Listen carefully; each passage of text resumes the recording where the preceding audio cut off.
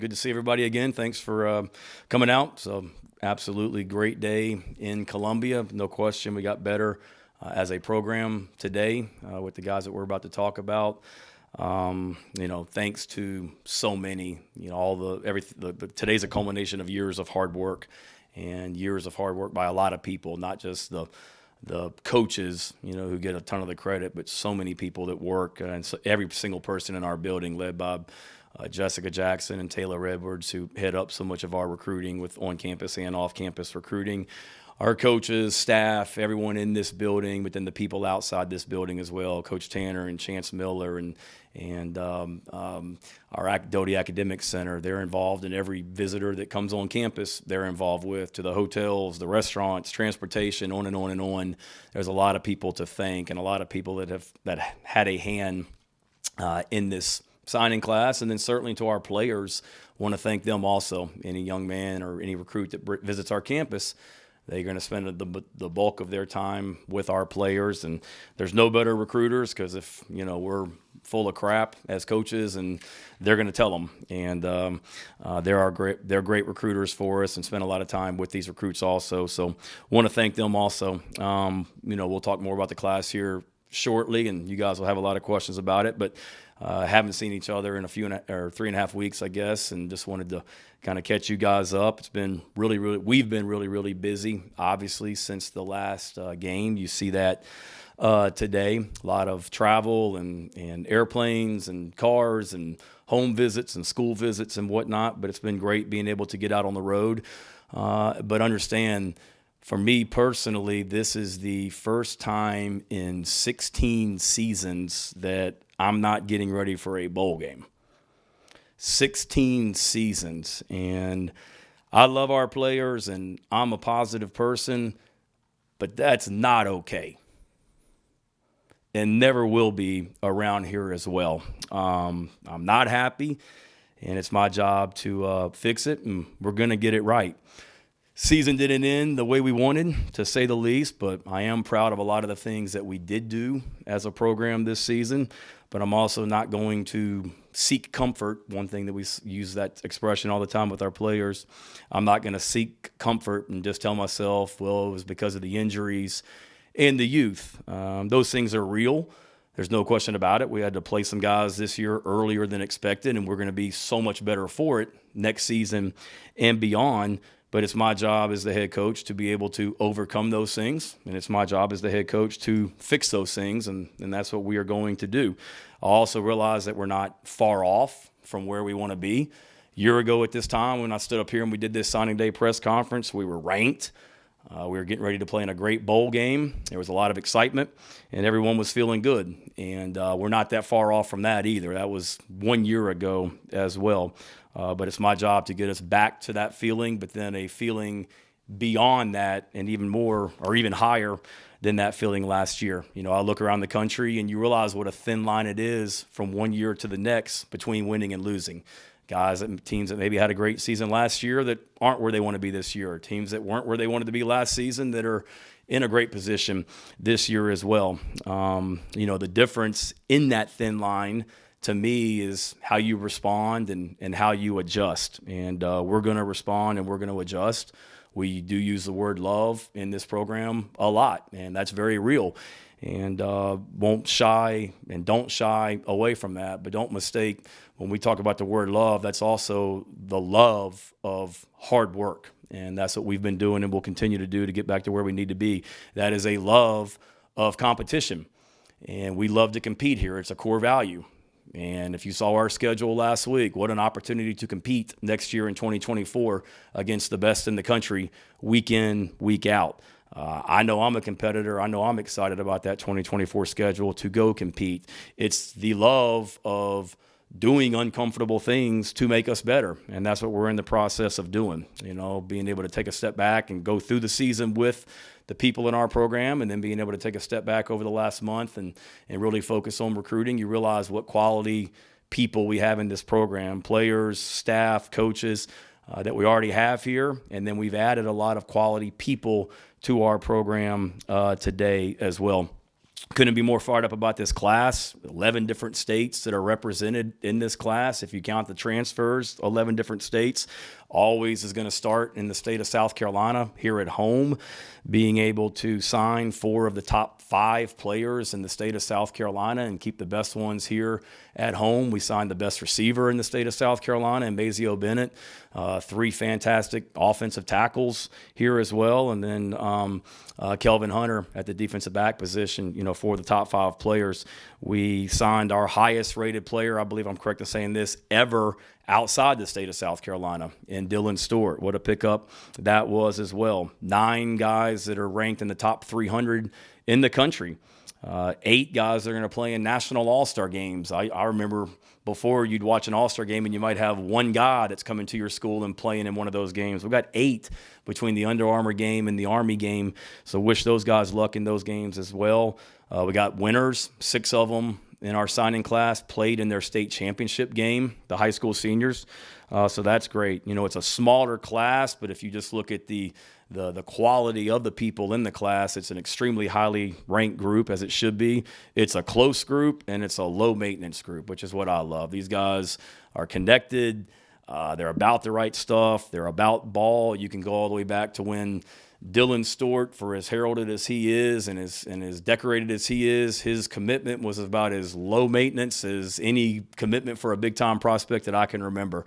And that's just who those guys are. I'm on a group text with them, and last night it wasn't about delaying signing day and making a big splash. It was who can get our papers in first tomorrow morning is what those guys were competing for. So Mazio Bennett was the winner. His came in right at 7 a.m., and then Dante and Cam Pringle were a close second and third as well. But, the whole class was signed and in by, I think, 8:05, and that's only because Mason Love's an hour behind us, so he had a little bit of a later start out in Missouri getting his stuff in as well. So it's a really, really solid group, really, really good players, good people, families. I've been in their homes over the month of December. 11 guys that played multiple sports in high school. So just really excited about the people that are coming into our program. And then we're not done either. We'll see what continues to shake over from a high school standpoint going forward. But obviously the portal's still open for a couple more weeks. And we're not done there either. We've got some positions that we still need to increase the depth and competition at, and we're hard at work on that also. We can take a little bit of a breath just because high school signing day is today and those guys signed, but we spent today, after those guys got in at 8:05, the rest of the day was spent communicating with high school juniors and other guys in high school, portal guys, evaluating tape on portal guys, whatever it might be. So we're on a nonstop quest to make this team better and make this program better, and we took a big, big, big step today. Questions?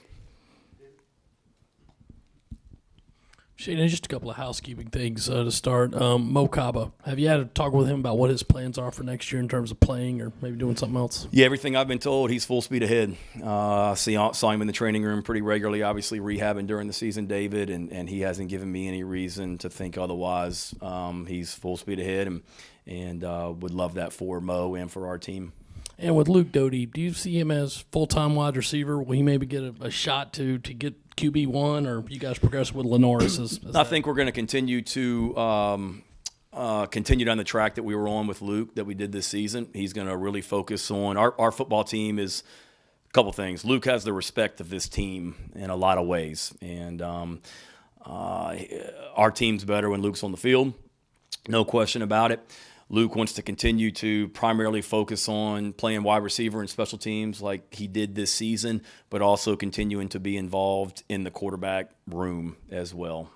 So continuing to do a little bit of both, but really focusing on that wide receiver aspect of it, which is what he did last season, and continued to come along and be able to do some things for us on special teams like he did this season also, but not getting too far away from the quarterback position either. For the folks who haven't watched Dylan Stewart play, what's your assessment of him as a player? What's he going to bring to your team? You can't have enough of those body types. He's put together already. You got a lot of guys that come in and they need a year to develop in the weight room. And I'm not saying he's ready-made, but body type-wise, he's put together and looks the part already. He can rush the passer. There's no question we need to generate more pressure on quarterbacks next season. We got to be more disruptive in opposing offensive backfields, and he gives us the ability to do that. And he's very mature and focused. Great young man. We laugh. We were in his apartment or in his house last week, and it was me and Clayton and Sterling and Torian and Dylan's mom and Dez's mom was there, and he had the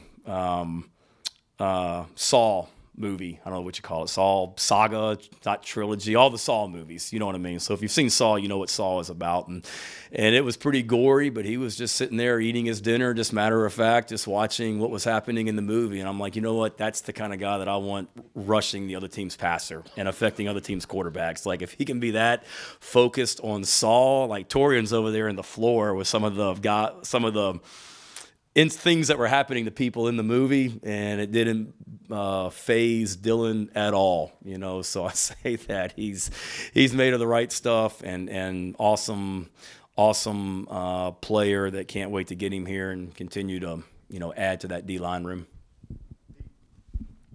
Shane, I know you've been all over the place the last few weeks, but maybe in your exit interviews and when you did talk to, you have been around a couple of the guys, did they have the same attitude as you, that, hey, this year wasn't okay, we should be in a bowl game, and we're going to work to make sure that we get back there? Yeah, for sure. We wanted to get right back to work. We had to give them NCAA rules. We had to give them off the week after the last game. But then we got back in the weight room for 2 weeks. And, those guys were in there the first day that they were allowed back in the weight room. We had the whole team in there, and they were right back to work. And it was good for me to, have those exit interviews and sit down and be able to take a step back and look at every area in this program and how we can continue to be better and talk to them to see how we can continue to be better, realizing that we're not far off, and they know that. You could look at, the games that we lost, we were in every game and had an opportunity to win it. You can say play here, play there, but it's very true for us, really analyzing how we can get back on the other side of that thin line that I talk about. And our players realize that as well. They're very hungry, and I think you've seen that with the guys that have announced they're coming back and are hungry to get back to work. And they've shown me nothing but that since the end of the season. A beard, huh? Yeah. Is it like a holiday thing? I don't know. Brooke wants it to enter the transfer portal, so I don't know how long it's going to stay. You mentioned some of the players hungry coming back, and I think with this fan base and naturally with college football, transfer portal's still new, right? They're excited about that, excited about high school recruiting. But one thing that kind of gets lost in the mix of everything is player retention. Mm-hmm. And I know it's not one of those things fans are going to probably necessarily celebrate, but how important is that? And what would you tell this fan base, especially with the efforts that have been going on right now with NIL and how that's probably played a positive effort in terms of being able to continue to retain players year after year? Yeah, it's been huge. Kudos to our fan base, kudos to our administration, kudos to the Garnet Trust for all they've done, to be able to help our guys in so many ways as well. But that's where it starts. Recruiting class obviously is great, but you got to be able to keep your roster intact. And the teams, I think it's proven, the teams that are able to keep their roster intact year to year have an advantage going into the next season, just because it's not starting over in so many ways.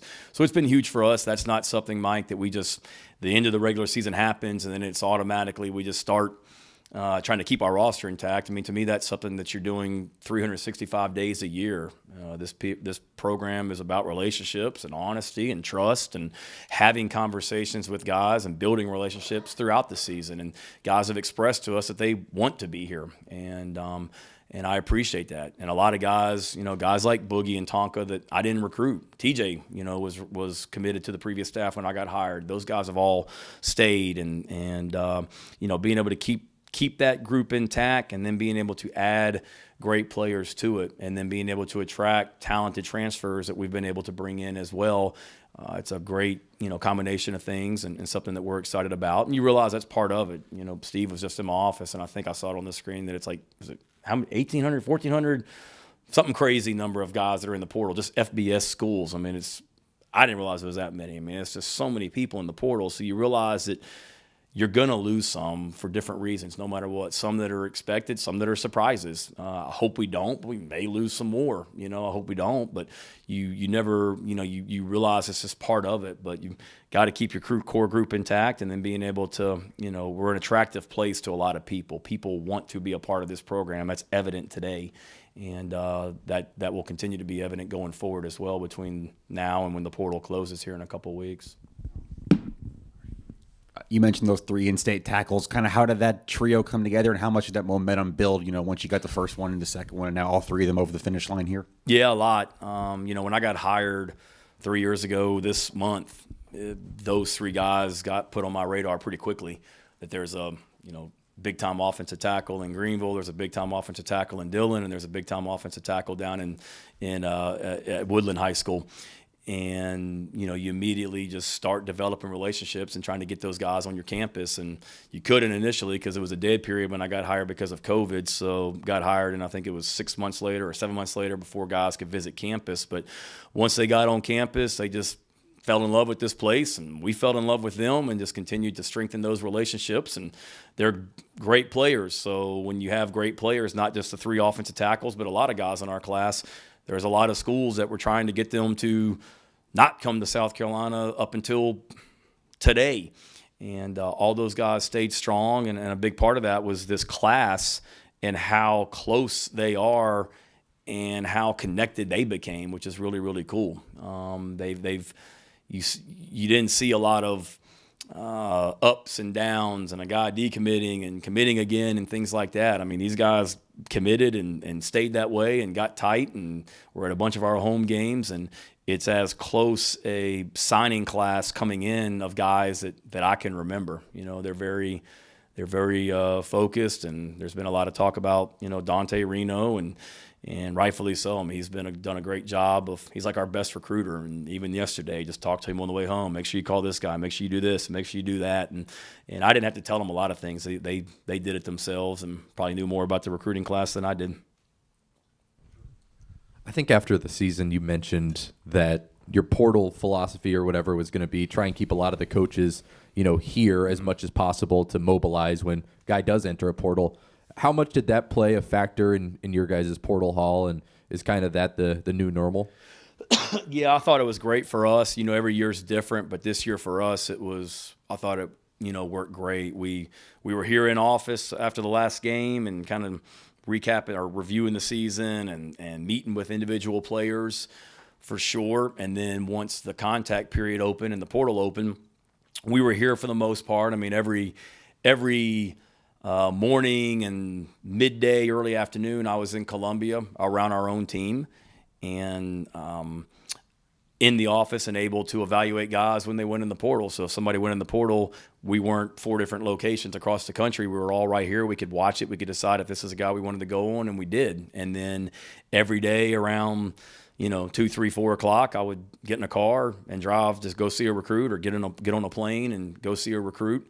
And be able to go into their house that night and then fly back and do the same thing, get back late and do the same thing again the next day. But it really did work for us, I thought, as far as being here in-house around our current team, able to evaluate guys when they decided to transfer from different places, but then also being able to get out and see every single one of these guys that signed.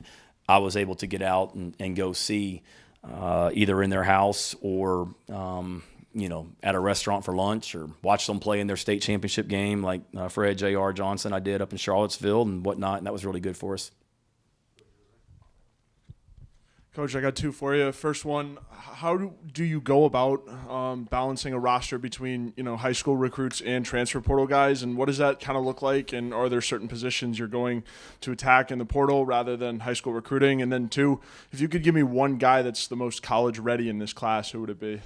As far as balancing it, I think it's on a case-by-case basis. I really do. We're always going to start with high school recruiting. If we could sign, 20 ready-made guys or 20 to 25 ready-made high school guys a year, we would. That's probably not realistic. A lot of it is looking at it and saying, okay, these guys are graduating off your current team, or these guys are likely to go to the NFL. We're going to be really, really young at this position next year. So we need to go attack the portal. Running back's a case of that. With DJ Braswell was in our program, and Juju finished the season as those two are really the only two scholarship running backs initially, and saying we need to get some experience in that room. And then so it's just trying to project, and then there's so many unexpected things. A guy goes to the NFL before you think he is, or a guy decides to transfer that maybe you weren't planning on transferring, and now you've got to, I don't want to say scramble, but you've got to readjust, and you realize that it's not going to be in high school recruiting. You're going to have to look to the portal for that. And for me, it's always you just look at your roster. I think I've talked about it in here. I mean, we have 2 boards in our staff room. One is your current roster, 3 boards really. One is your current roster, one's the guys that you're recruiting, and then what you expect your roster to look like a year out as well. So for us, it was since spring practice, we've had a board up in our room of what we expect the 2024 roster to look like, and then you're making a lot of those decisions based on that. Ready-made, honestly, I think I don't want to dodge the question, but I really feel like we got a lot of ready-made guys because of the kind of people they are. They're about the right stuff, and it's not a lot of fluff, and they like to work. And I'm excited. We're going to find out pretty quickly, because literally I think it's more than we've ever had with this year's class. Every single transfer that's coming in and every single high school guy that we signed today, all but 4 are going to be here for spring practice, which is awesome. A lot of those years you might have a handful of guys come mid-year. We're basically going to have the whole team here for the spring. Whereas last year, for example, I think Tree and Nick Harbor and a lot of those guys, they didn't show up until June. Pretty much our whole team's going to be here for spring practice, which is awesome. So we'll find out pretty quickly who's the most ready-made, but we're going to try and get them all ready to play right now. There's not one guy that we've looked at and said, okay, he's probably a year or 2 away. Let's get them all ready to play and see if they can. Hey, Shane, just wanted to touch on Dante real quick since you mentioned it before. He was the first guy to be a part of this recruiting class, kind of the poster boy to kind of get it all started. Yeah. What can you say that you've learned about him over the years that you've gotten to know him as a person and a player? And then, with him being so involved in recruiting, how can those leadership qualities of being like the forefront guy in recruiting kind of help him when he gets to Carolina next year? Yeah, I can't say enough good things about him. He's just he works his butt off as a recruiter. Whenever his playing days are over, whenever that is, I'm definitely going to try and hire him, because he'll make our program better as a player, and when he's done playing as well. Coach's kid, obviously his dad, Tony's the head coach at Yale and has done an awesome job. Congrats to them on an awesome season. So he's grown up around the game, and love having coaches' kids on the team, because there's not much that they haven't seen. So he's battle tested, even though he hasn't played at the college level yet. Probably the thing I've learned, obviously blown away constantly at what a great recruiter he is. I mean, he works his butt off, and almost to the point where you got to be like, hey, slow down on that guy a little bit. Like, or maybe he's not interested, or maybe we're not really sure about him, but he was full speed on everybody. Probably the thing I've learned, it's no surprise, but just his work ethic. You knew it was big, but or strong, but the more and more you're around him, he's constantly working, and whether it's throwing or running or lifting or whatever it might be, just a guy that's about the right stuff, great person, awesome family, mom, dad, brother, sister, and really have enjoyed getting to know them over the last couple of years, and couldn't be more excited that they're Gamecocks now. Coach, you brought in multiple transfer portal running backs in this cycle, and obviously the most notable name for fans is Raheem Rocket Sanders, and you coached against him a couple years ago when you all went to Arkansas. What do you remember about that game, and just sort of how quickly did things move along once Rocket Sanders entered the portal? What do I remember about that game? It wasn't a fun day. I remember we had a costly turnover when we were just about to get back in the game, but we won't rehash the game. As far as Rocket specifically, just what a weapon he is. Big, talented, physical guy. You knew that. I mean, obviously as a SEC head coach and as a fan of college football, you knew who Rocket Sanders was. Even before we played that game and then watching what he did. But then when he went in the portal, I just wanted to go back, and I didn't really study him much after we played that game last season. So just going back and watching all of his tape from 2022 and then the little bit that he played this season, you realize just how talented he is for a big guy like that to be, to have a burst, to have such quick feet, to be able to break tackles but also make you miss, catch the ball well out of the backfield. He's a really, really talented guy. That's evident. And when he went in the portal, it went, fairly quick, I would say. I mean, obviously there was the natural connection with, Dow Loggins and from being at Arkansas, but also Jameel Walker, who is the strength coach at Arkansas and is now our associate strength coach here, that he and I were together at Georgia. So we hired Jameel after the last season, and he had a really strong connection with Rocket. So we had a lot of connections, but also there's a lot of schools that were after him, rightfully so. And he's from the state of Florida, so you had Florida schools that were after him. And when he was here on his visit, a lot of schools that were reaching out to him and wanting him to take a visit and things like that. But I knew he had a great time here when he came on his visit.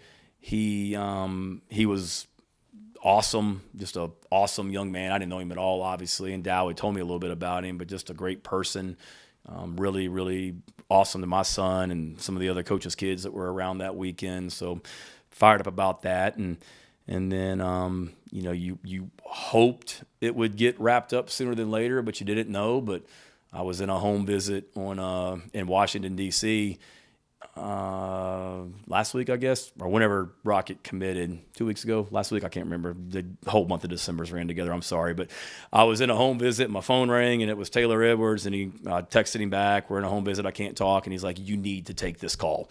And I'm like, "Why?" And then he sent me a screenshot, and they were FaceTiming Rocket. And I'm like, "Well, let me step outside for a second." So stepped outside in Washington, D.C., and FaceTimed him back. Of course, he didn't answer. FaceTimed him again. Of course, he didn't answer. And I'm like, "Oh, crap." But then we were driving to the airport, and that's when he reached out and said that he was wanted to be a Gamecock. And that was a pretty special moment in D.C. after a long day of being in the Northern Virginia, D.C., Maryland area. You mentioned Mazio earlier. What is he going to add? What are you going to get from DeBron and Jarrett Brown, I guess? Yeah. Certainly we needed to, and still do, continue to upgrade that receiver room without a doubt. The depth in there. Also, we got some good young players that are currently on our team that need to take another step. But, Mazio's a guy to be able to get 2 players out of the Greenville High program and the fantastic job that Coach Porter does up there. Mazio's awesome. Another one that initially was committed to another school and decided to come back to us, which we're thankful that he did. But awesome family, and saw his tape, obviously, and think a lot of him as a player. But then just watching him in camp last summer, Greenville was here for the 7-on-7 camp that we had, and just seeing him out there on the field and the competitive spirit that he has. It's almost like, I don't want to say he becomes a different person, but there's like a different level that he reaches or gets to when competition starts. So I'm excited about adding that to our program without a doubt. And then same thing with DeBron Gatlin, also somebody that in the springtime we liked, watched on tape, and then he committed to A&M and then opened things back up and got him over here on a visit and really enjoyed getting to know him. So those are 2 guys that DeBron just won a state championship, and Mazio's team had a really good year as well. So 2 winners that are coming into our program that are coming into a position that we need them, to be ready right now. We'll get them here for spring practice and have a chance to get going with them. Based on who you sign and what y'all have in the portal, what's next for you guys in terms of what you're looking for in terms of need? What's priority 1 and 2? Yeah. I think you're always looking, can you better your team at every single position. That's my job as the head coach, to constantly increase the competition, the depth, and the talent level at every single position. But I don't think you never say never to anything. But, as I look at it, you feel, if you look at your ideal numbers of where you want to be at each position from a ideal target number at scholarship, we're at the number or over the number at running back, we're at the number or over the number at tight end, and we're at the number or over the number at linebacker. So to answer your question, probably every position except those 3 positions. And if there was someone that you just said, this is a guy that we can't turn him down, we would look to that. But certainly receiver, we need more depth there. We want to rotate multiple guys a game, so we need to, like I said, the guys in our program to continue to come along, and that's a position that we wouldn't turn away a great one that was out there. Right now, if Luke's going to be working as a receiver primarily, but still also dabbling in at quarterback, but if you say that Luke's focusing on receiver in a lot of ways, you go into spring practice with 2 scholarship quarterbacks, Lenoris and Dante. We need to get some depth in that room and some competition in that room. And Lenoris knows that, and Dante knows that without a doubt. Offensive line, we're in a really good position, but as we saw this year, you guys saw this year, you can never have enough there as well. And then in the secondary, lose Marcellus Dial, and we got some good core group of guys returning, but just from a depth standpoint, we'd like to get some more bodies in that room, because that's where a lot of your special teams players come from also. Shane, a couple about the schedule. What was your reaction to it when you saw it? Especially that October stretch looks pretty daunting, and then 2 open weeks this year. I'm guessing you're a fan of that. Would you like to see maybe the NCAA or whoever is governing this sport kind of codify that and not leave it to the calendar to say, okay, we're off 1 week 1 year and 2 weeks another? Initial reaction was probably like a lot of guys, like, wow, what an opportunity. It is tough. I laugh at the people that are like, well, what a tough schedule. And I'm like, you're in the SEC. Like, exactly what combination of SEC football schedule would not be tough when you look at it? Like, who exactly will we slide in their place to make it less tough? I mean, that's just, if you don't want to play against the best teams week in, week out, you should not be playing and coaching in this conference, because if you play in the SEC, that's what it's going to be year in, year out. And we got some awesome, probably my initial reaction was what cool road games, our fans are going to get to be able to experience. I know they love going to Lexington. I know they love going to Nashville, but now they get to go to Tuscaloosa and in Norman. I've already had, people reach out to me about we're definitely going to Oklahoma. What do we need to do when we go to Norman and Oklahoma City and all that? So those will be 2 great trips. Being able to get 2 teams coming into town in LSU and Ole Miss that don't typically come here as well, which the opponents were out, but probably just that, tough opener with Old Dominion, who played in a bowl game a couple days ago, and then you jump right back into SEC play. Probably like a lot of coaches, you look at the whole schedule, but you got so many other things on your mind right now. But realizing that you're jumping right into it on the road week 2 up in Lexington, and then come back, and I think LSU's the week 3, come right back for SEC home opener. So September's tough, October's tough, November's tough. But as a competitor, you love that. 2 off weeks, I like it. It's been a while. I think early in my career, I think I had that somewhere, maybe here, where we had 2 off weeks. I like it personally, just from being able to have a little break in there as well. From a recruiting standpoint, that's an extra week where you can go out on the road recruiting. So typically for us, if it's an off week, we go out recruiting 2 days a week. 2 days of that week, well, now you're able to go out now 4 times potentially, which is awesome, at least. And I know from talking to a couple of our players, I was at dinner Sunday night with a recruit, and Boogie was there, and he and I were talking about it, and he said he was a fan. Obviously, from a physical standpoint, I think our players like it. So it'll be something that we'll have to manage and make sure we have a good plan to maximize it from a mental standpoint and physical standpoint. But I do like it. And Yes, probably to continue. I'm all for it. I think the season's going to get longer already, particularly with the 12-team playoff, or not particularly because of the 12-team playoff. The season's going to be longer. So, yes, it makes it longer if you have 2 off weeks. But if you're a team that, what's the max number of games you can play? Is it 16, 17? If you play in a conference championship game and then play in the first round, I think it'd be 16 games. If you're a team that has a off week and week 3 and then you make it to the national championship, that's 13 straight weeks of playing, and that's tough on your bodies. I mean, but was talking to an NFL general manager yesterday, and their seasons are so long. The fact that they got 3 regular season games left in the NFL and then the playoffs, it's like, gosh. So when you're talking about college kids and balancing academics, I like it. I'll ask you about a few more players. Yeah. I haven't talked about enough of them, so fire away. I guess not anyone else besides me wants to ask about him either. So, Jalewis Solomon, what can he add to the program? So much. He is,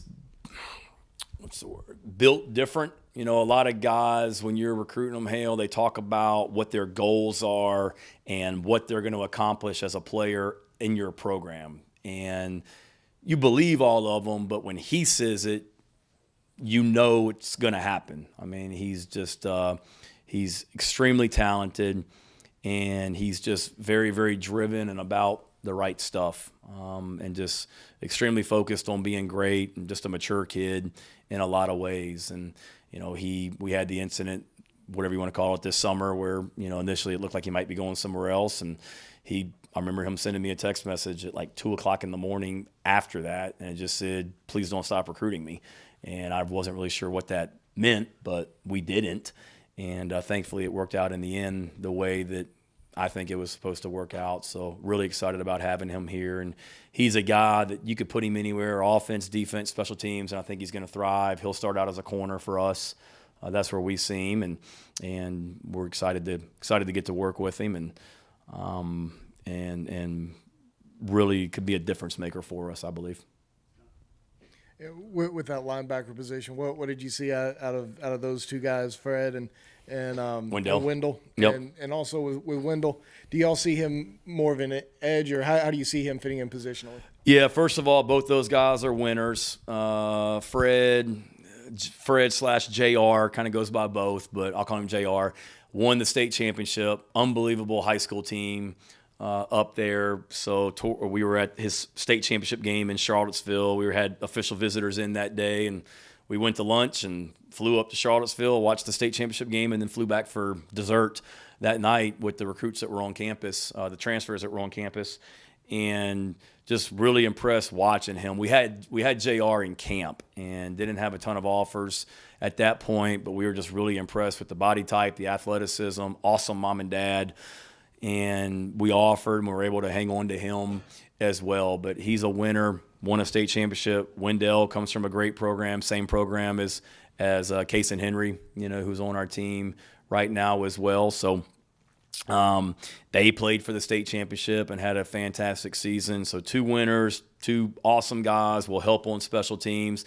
I think both of them, JR played some receiver, and Wendell could pretty much play anywhere you needed him to as well. We see both those guys as, I would say, inside guys in the sense that they're going to start in Clayton's meeting room.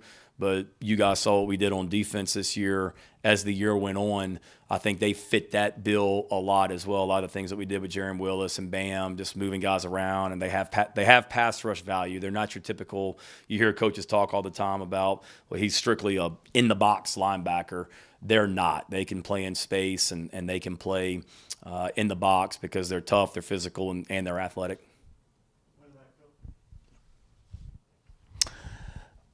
Coaching staff, will it be status quo moving forward, or do you foresee anything happening there? Those are things that we're continuing to look at and evaluate. I've had some conversations with some people already, and our focus this month has been recruiting, Phil, and that's what it is right now. But, as I said at the beginning, it's my job as the head coach to always look at everything that we're doing from top to bottom, starting with me, and if there's ways to be better, certainly being willing to make those decisions. So those are all things that we're still going through.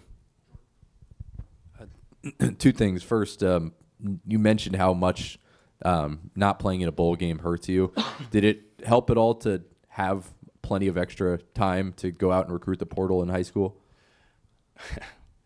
It did. I never, ever, ever want to do it again, without a doubt, and I'll find a way to manage next year back in a bowl game. But, certainly you try and take a negative, which not going to a bowl game and is a negative, no question about it, but you try and turn every adversity in life into a positive, every negative into a positive, and that was one for us that we were able to really focus on our current roster and focus on high school recruiting, portal recruiting as well. So we were able to get to a lot of places and for visits that we maybe wouldn't have been able to and on the other, if the other was taking place. Second thing, was there, you obviously lost 2 running backs this offseason. Was there a concerted effort to go out in the portal and get 3 guys, or were you just so impressed with the 3 guys that you kind of felt like you'd make it work? A little bit of both. We wanted to sign multiple. We obviously knew DK was moving on. Another one was a little bit of a surprise. Juju finished the season injured, and then Braswell was a true freshman, so we knew we needed to increase the depth in that room. But we had 4 that were on campus on official visits, and I think all 4 of them were great players and great young men. And I definitely knew we needed to sign 2, but it really got to be a situation where you said you really don't want to turn any of these guys away, if that makes sense. So like with Jawarn coming from South Carolina State, had a fantastic freshman season. In a lot of ways, I see him as a true freshman because he's got multiple years left to be able to play, as opposed to just one and done because he's been playing other places. He's still a young guy, so that one's almost kind of like a signing a high school guy in a lot of ways. That just had an extremely productive year down in Orangeburg for Coach Pugh down there, which we're really fired up about as well. And then being able to add Matthew Fuller, who not enough people are talking about, at running back also from down in Georgia. He had an awesome senior season. Played for Jay Beaushaw, Connor's brother, and really did some good things. And I felt like we liked him a lot as a junior, but we felt like his senior tape was even more impressive than what his junior tape was. And he's about the right stuff as well. I wanted to ask you about Gerald Kilgore. What did you like about him when you first learned of him and, what you saw on film from him? And then obviously, he's Jalen's brother. So how involved was he in helping land Gerald? With Gerald, you go back to when we started recruiting Jalen, you just kind of got to know Gerald through the process. And with Mr. and Ms. Kilgore and what they're about as parents, you knew that what you had in Jalen, who had an unbelievable freshman year, and congrats to him on all the honors he's gotten postseason, so well deserved. But you knew what you had in Jalen, you would also be getting in Gerald. From getting to know them during the recruiting process. And I remember being in their home last year, the day before the SEC championship game between LSU and Georgia, being in their home and just visiting with the family. And they're about the right stuff and all business. And Mr. Kilgore, the way that he works those guys as well. And then Gerald was a guy that primarily was a quarterback, and then really just started playing defensive back recently. So you didn't have a lot of tape to go on, but you saw a skill set with him at defensive back. You saw size, you saw athleticism, you saw a willingness to tackle, you saw ball skills that you would expect, obviously from playing quarterback. And that was easy for us once he decided to go in the portal. Jalen was involved. He wanted Gerald to make a decision, but he was involved when Gerald was here on his official visit. Jalen obviously was at dinner and was pumping up our program. When Gerald called to tell me that he had decided to become a Gamecock, Jalen was right there next to him and got on the phone and was like, I told you we were going to bring him home and get him here and all that as well. But that's one, I'm glad you asked, because that's very, for me, humbling as a head coach that their parents felt comfortable sending Gerald here into this program. That, yes, Jalen enjoys being here, but mom and dad, and I tell all the moms and dads and guardians of everyone that we recruit, I don't don't take the responsibility that they've entrusted on the staff and I lightly of taking care of their sons, and that Mr. and Ms. Kilgore felt confident enough in me as the head coach and us as a program to not just have one son here, but to send a second son here is really, really cool and very, humbling for me in a lot of ways also. So awesome family, and both those guys make us better. Shane, as you know, I mean, you had players in the running back room, wide receiver room, wherever you feel like you need to continue to add depth and competition. But naturally, with the quarterback position, people are going to look at that a little differently, right? So I say that because how do you continue to preach that message of competition, which I know is a core value of the program, but at the same time, too, knowing, you're trying to make sure that guys don't leave, and you're afraid, I wouldn't say afraid, but that's obviously just a part of this new era of college football. How do you have those conversations? I try and be real and honest with everybody, Mike, and there have been a lot of quarterbacks across the country that have gone in the portal that have and had an interest in South Carolina because of what Spencer did. They look around and say, well, here's a quarterback that just came from Oklahoma, and look at what he did in 2022 and 2023.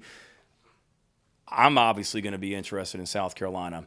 And just to be completely and totally honest, a lot of those quarterbacks called and said, will you guarantee me the starting quarterback job? And I said, absolutely not. I will guarantee you the opportunity to come in here and compete. But we talk about competition in this building at all times, and it's on the walls in this building. And if I've never told a player I'm guaranteeing you a starting job, and never will. And because the minute I do, then I'm a complete freaking fraud as a head coach in that. So we guarantee them the opportunity to come in and compete. And frankly, a lot of guys said, okay, thanks, I'm going to go somewhere else because they are telling me that I'm going to be the starting quarterback, and I hope it works out for them. And maybe I'm wrong, I don't know, but we believe in competition, and I tell guys all the time, I'm always going to do what's best for the South Carolina football program. So whether you're black, white, scholarship, walk-on, senior, freshman, whoever gives us the best opportunity to win football games is the people or the guys that we're going to put out on the field. So we have had some quarterbacks that really good that I could have lied to them and then got them here and whatnot, but I'm not going to do that either. So what we're looking for is somebody that wants to come in and compete. To be the starting quarterback. And we've got a lot of confidence in Lenore Sellers. We've got a lot of confidence in Dante Reno. We need to bring some other people in here to compete with them, but that's just kind of where we are, from that standpoint. Does that answer your question? Is that what you were? Okay. Yep. Michael Smith, what's he got for you guys? Michael Smith. So I'm glad you asked. So we got two guys from Savannah that we're really excited about. So I'm going to give you a bonus answer as well by also talking about David Busey because they're both from Savannah. Both of those guys, I just got asked on a national show. I think it was with Rivals, where they asked me, two guys that not enough people are talking, or one guy that not enough people are talking about, and I said both these guys. And there's a lot of guys that you could say that about, but those two players, David Busey and Michael Smith, both from Savannah, rival high schools. David played for the state championship. Michael was a game away. Both those guys are great players that I think could honestly play on both sides of the ball if they wanted to. Now, Michael's going to start out as a tight end. He's another one that we were in his home a week or two ago, and we have multiple SEC schools that were constantly calling, trying to get into the house and come see him, and they wouldn't let him. And he could play, I think, defensive end and rush the passer, but he's a really, really talented tight end, just a big body with athleticism that will continue to grow. David's a guy that we're going to start out at safety. David's dad played at Syracuse, so he was a college football player. Awesome guy that's about work and about the right stuff down there from Savannah Christian. And he's a guy, also had him in our 7-on-7 camp. So I talked about Mazio and seeing him compete. Same thing with David, having a chance to watch him just compete. He's a guy that we offered late, because it was in June when we offered him earlier this year. But the more we watched his tape and spring practice video and things like that, he's just a guy that is a competitor and was always around the ball, and has got really good athleticism and ball skills. Like I said, we're going to start out as a safety, but had a really good senior season at wide receiver also. Two quick ones. Yep. Did you have any guys after the season who needed any kind of surgery just to clean things up or anything like that who may miss some time? We did. Not trying to dodge the question. I'm trying to think right now. Who all has? Sidney Fugar had a little procedure done. Chase Swigert had a minor procedure done yesterday. David Spalding had a minor procedure done. I think that's it. None of them are long term that we expect to hold them, that we expect to keep them out of spring practice. Just some things to get cleaned up as well. I'll try and get you a better update whenever we meet again, but those are the ones that jump off the top of my head. And also with Mitch leaving, this program's obviously had a pretty solid kicker for a while. How do you address that going forward? Do you look at other people? Can Mason Love be in that mix as well? We immediately put Alex Herrera on scholarship. So you guys remember that we're here in 2022 after Parker left, that was a competition that literally went to like the week of the first game when we opened up with Georgia State. Excuse me. And that was a competition that went through the spring, went through the summer, went through preseason camp, that Pete and I literally decided the week of the Georgia State game that we were going to go with Mitch, but it was that close. And Mitch did a great job and took it and ran. But when he decided to move on, and he can address that, but when he decided to move on, that was a pretty easy decision. You know, I think Alex was going to possibly go somewhere to be the starting kicker, and I didn't want to let a good kicker walk out the door. And I told him, we're going to put you on scholarship, but nobody's anointing you. Just like Mike's question, you're going to have to compete to be the kicker. But that was an easy decision for us. So we feel good about Alex continuing to progress. And then with Mason coming in, throwing him in the mix also. But, yeah, we've been pretty fortunate with guys, but it's another great benefit of Pete being just a special teams coach and not coaching another position. He went around the country and watched a lot of kickers kick live or punt live, whether it be at our own camp or going to their schools and being able to watch them kick in person. And we feel good, about that position. Certainly being able to return Hunter and Kai as snapper, holder, and punter, and then having a guy that's been in our program and has experience also, we're very pleased about. No. So can I? Because I don't want anybody to feel short-sighted. So Brady Hunt, tight end. We first saw him last season getting ready to play Tennessee in 2022. They had played Ball State earlier in the year, and we saw Ball State on video, and we were watching Tennessee's defense, and we were like, who in the heck is this Ball State tight end? And we didn't know it at the time, but almost 2 years later, he decided to go in the portal. Pete had a connection to the family, obviously from Pete's time at Ball State, but he's a guy, he was a high school quarterback, a basketball player that kind of grew into tight end. You see that athleticism on tape as well. So he's a guy, losing Trey Knox. We like that receiver room, but we're young. Josh Simon returns, and then we're young with Connor and Nick Elksness and Reed McKeska, so being able to get some experience in there. Very pleased about him. Talked about Gerald, talked about Rocket. Kyle Kennard, pass rusher. You can't have enough of those. So going back to what was either John or Hale asked about Dylan Stewart, another one that's been productive at the ACC level that, excuse me, a lot of these transfers, obviously they had a lot of people that were after them. And with Kyle, for example, another school that wanted him to, come to a visit as soon as he left here, and he didn't want to go on that visit. He wanted to be a Gamecock, and we were able to make it work. Has size, has athleticism, and can rush the passer.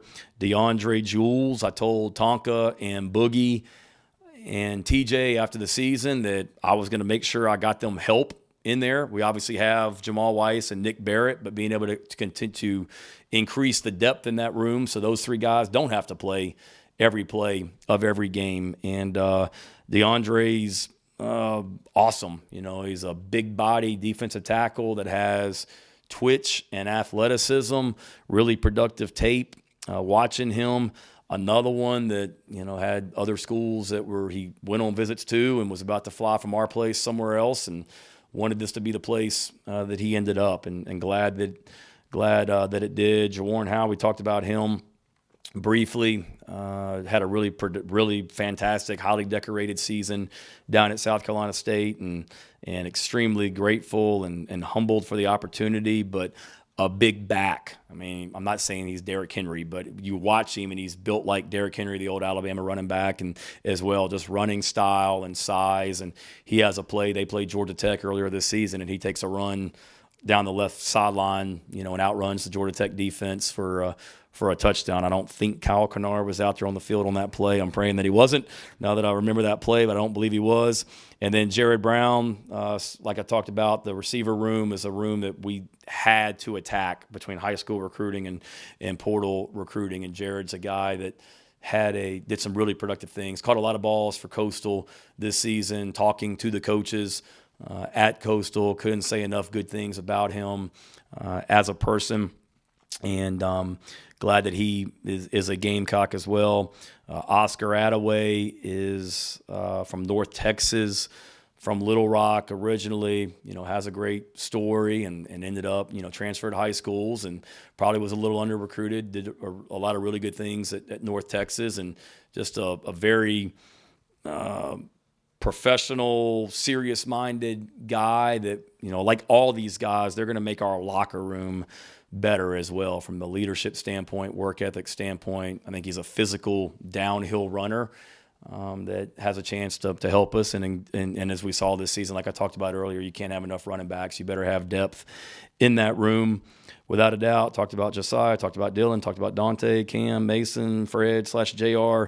Kelvin Hunter is one. I don't think we touched on him enough. I know I mentioned him earlier, but Kelvin is somebody that we had in camp, I guess back-to-back summers, and every time he came to camp every summer, he got faster and he got better from year to year. And when you watch his tape, he's just all over the field. Now, he's going to be a defensive back for us, but you watch his tape, he's rushing off the edge, and he's sacking the quarterback. He's blocking punts. He literally does it all. So I think his best football is still in front of him. Talked about Wendell, talked about DeBron, talked about Blake, David, and Mazio. So I think I hit on all those. And that's the other thing too.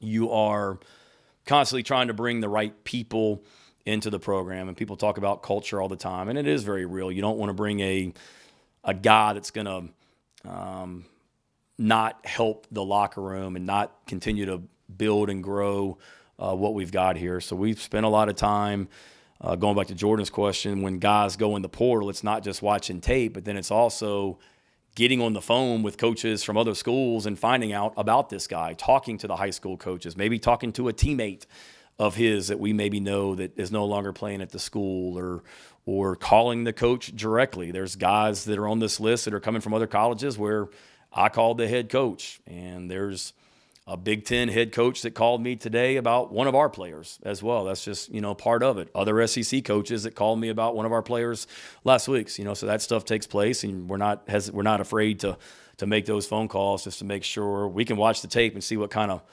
player they are. But we also spend a lot of time diving into, one, why they're transferring, and then two, what kind of person they are, and are they a fit for what we're about. And I'm very confident in saying that we've brought some really, really, really good people and good players into our program. And I lied. I talked about Matthew Fuller, talked about Michael Smith, talked about Jalewis, Jerome Simmons. That's the last one. I knew I was forgetting somebody. Jerome from down the road in Bamberg, went the junior college route out of high school, but eager and hungry to get back home. Big body, came to our, I think, Clemson game over Thanksgiving weekend when he was home, and had a chance to meet him then.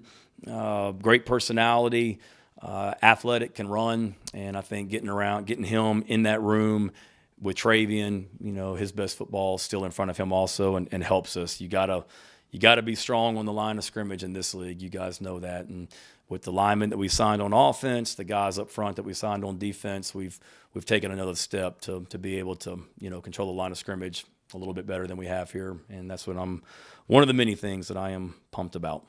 For this group that you're going to Oklahoma for the first time, are you recommending Pioneer Woman? I've been to Pioneer Women's place. That was out there. I didn't know we were going for an hour. It was like my opening press conference, Steve. Pioneer Woman's worth a trip. Might be a little bit out of the way, but out there you're like 2.5 hours from everywhere. So when we were living in Norman, you could go to Dallas for the day, or it was drive 5 hours to somewhere else. But Pioneer Woman was a day trip for the Beamer family when we were out there. So worth it, but that's only if you're out there for like an extra day. Norman's good. Oklahoma City's good. We got plenty of time to talk about that as well. But thanks to you guys. Merry Christmas and happy holidays and Happy New Year to all of you. And appreciate your great coverage of us and all that you do. So God bless. Take care.